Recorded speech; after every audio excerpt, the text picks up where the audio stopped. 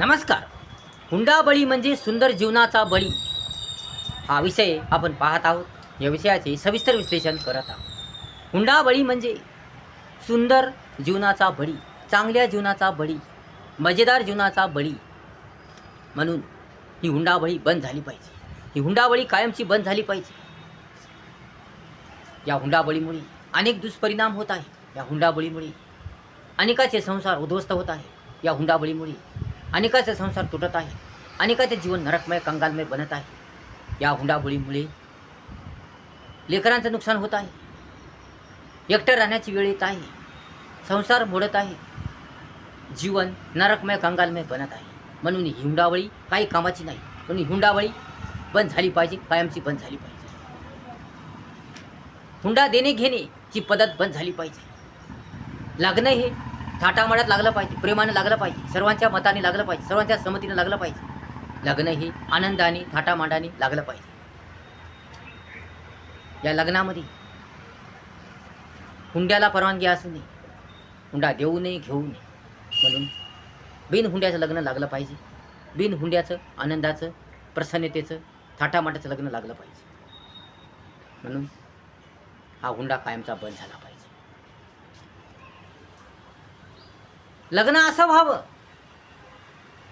की या लग्नामुळे कोणी नाराज राहू नये, कोणी दुःखी राहू नये, कोणाच्याही मनात संकोच राहू नये, कोणाच्याही मनात शल्य राहू नये, कोणाच्या मनात भ्रम गैरसमज राहू नये, कोणाच्याही मनात दुःख नाराजगी राहू नये. कोणीही दुःखी राहू नये. कोणीही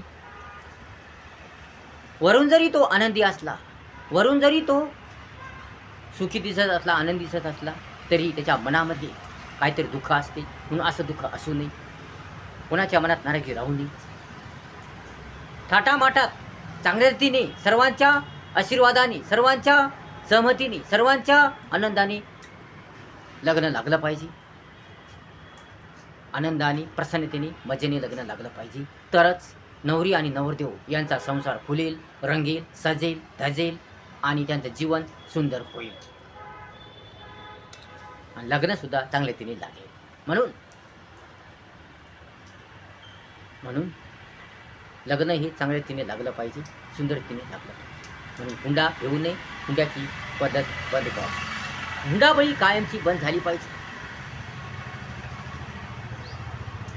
कारण काही जणांची हुंडा देण्याची ऐपत नसते. काही जण भरपूर गरीब असतात.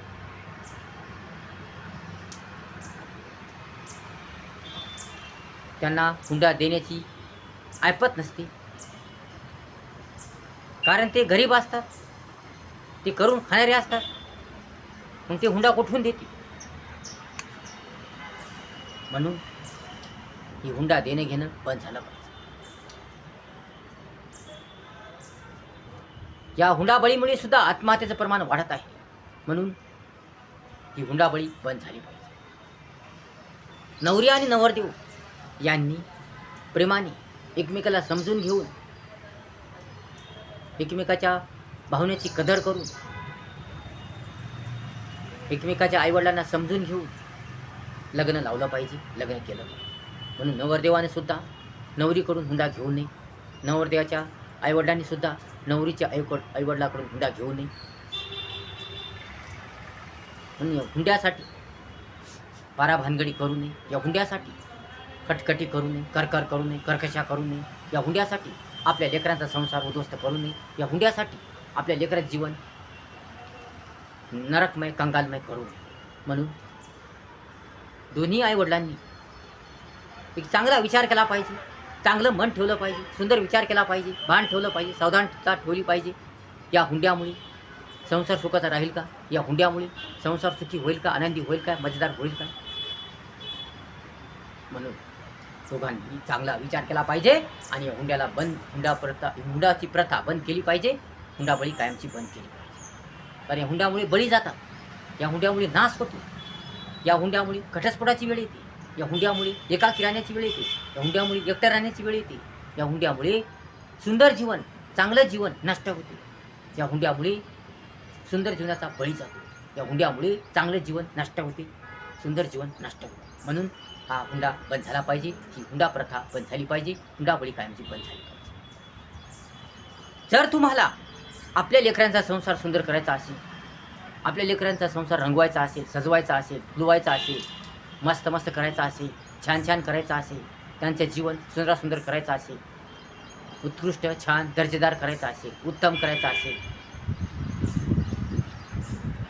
भरगच्च करायचं असेल, मजेदार करायचं असेल, तर हुंडा घेऊ नका, हुंडा देऊ. कारण 4 पैशाने तुमचं काही होणार नाही.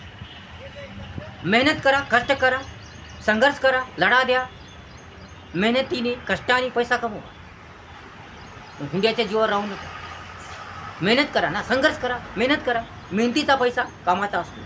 मेहनतीचा कष्टाचा पैसा कामाचा असतो, पण फुकटचा पैसा काय कामाचा नाही. म्हणून हुंडा घेऊ नका आणि आपल्या मुलीचा संसार उजळू नका.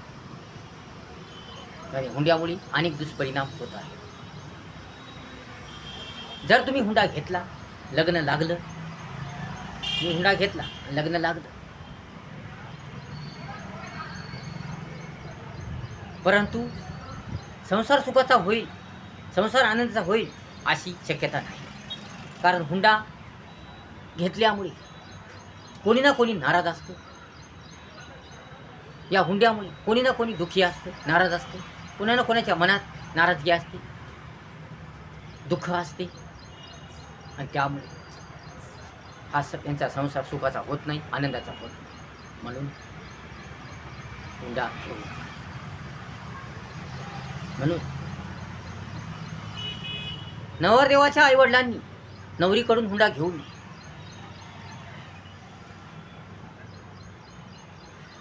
आनंदाने, प्रसन्नतेने, प्रेमाने लग्न लावावं, आनंदाने लग्न लावावं, चांगलं लग्न लावावं, कमी खर्चाचं लग्न लावावं. खर्च जास्त करू काय गरज नाही, जास्त खर्च करायचं. कमी खर्चामध्ये चांगलं दर्जेदार उत्तम लग्न लावावं. नवरी आणि नवरदेव यांच्या पसंतीने लग्न लावावं.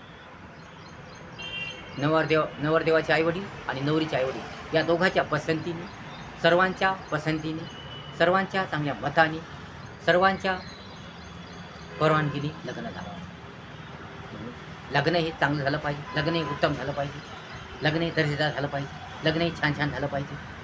तरच यांचा संसार चांगला रंगेल, फुलेल, सजेल आणि त्यांचं जीवन चांगलं होईल. परंतु